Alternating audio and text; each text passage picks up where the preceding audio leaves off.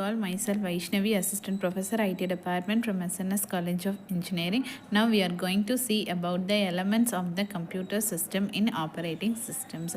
A computer system consists of the various components that work together to perform the task. Understanding these elements is crucial for how the operating system manages the hardware system and reduces the efficiencies. Next one, hardware components. We have 4 hardware components in operating system. First one will be the central processing unit, that is CPU. It is considered as the brain of the computer, executing instruction from the programs. Next one is the memory, that here we defined as a RAM, that is random access memory. It is temporarily stores the data, acting performances and the multitasking. Third one will be the storage devices. It is essential for returning the long term affect the boot time. And then fourth one will be the input and output devices. These devices facilitate the user's interfaces. Next one will be the storage, that is software components. Here we have 4 software components. First one, operating system. The operating system manages the hardware system and provided the services for the programs that are affecting the user experiences. Second one will be the device drivers. Device drivers, that is specialized software enabling communication between the operating system and the hardware devices, and it is crucial for their performance. Next one will be the utilities. System software for managing the resources, essential for security performances, optimization and system maintenance. Fourth one will be the applications. Here the programs are designed take places like word processor, Excel, and then computer utility. And then next one will be the system architecture overview. Here we have the 4 architectures. First one is one numerable architecture, that is foundational model linking CPU, memory and input output devices, allowing the data and instruction to reside in the same memory space. Second one will be the client server model. It describes the interaction between the client that requesters and the servers that provide in the networked environment.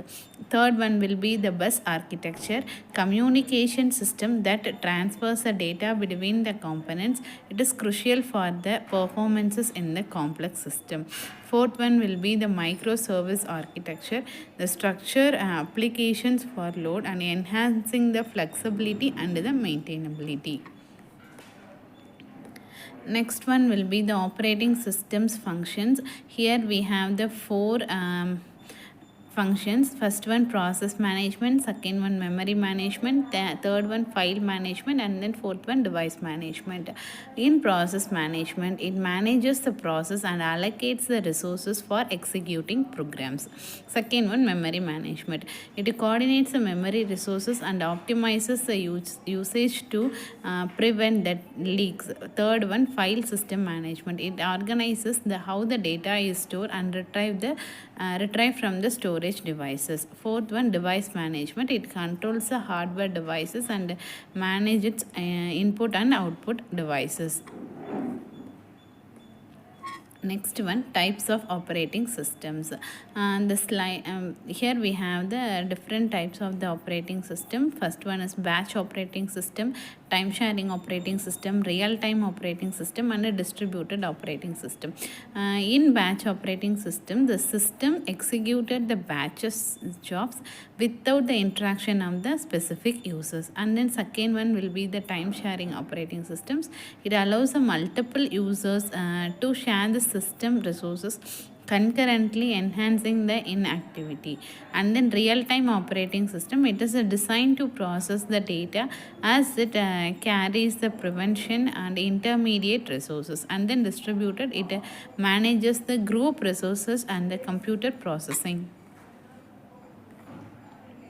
Then security in operating systems. Here we have the four securities. First one, user authentication, access control, encryption, and malware protection. In user authentication, it implement to ensure the authenticated individuals can access the file system. Second one, it is mechanism that determine the permission for users to access the specific resources. Third one, encryption. It secures the data at test and transmit but converting the files into the coded format. And fourth one will be the malware production. It utilizes the antivirus software and against the malicious softwares. Future trends in operating systems. Here we have the cloud computing, mobile operating system, artificial intelligence integration, virtualization, and the in cloud computing, adapting to manages the distributed resources efficiency. In mobile operating system, it designed to touch the interfaces and energy efficiencies. In artificial intelligence enhances automation, security, and the user encryption. In virtualization, it improves the resource utilization and simplifying the management.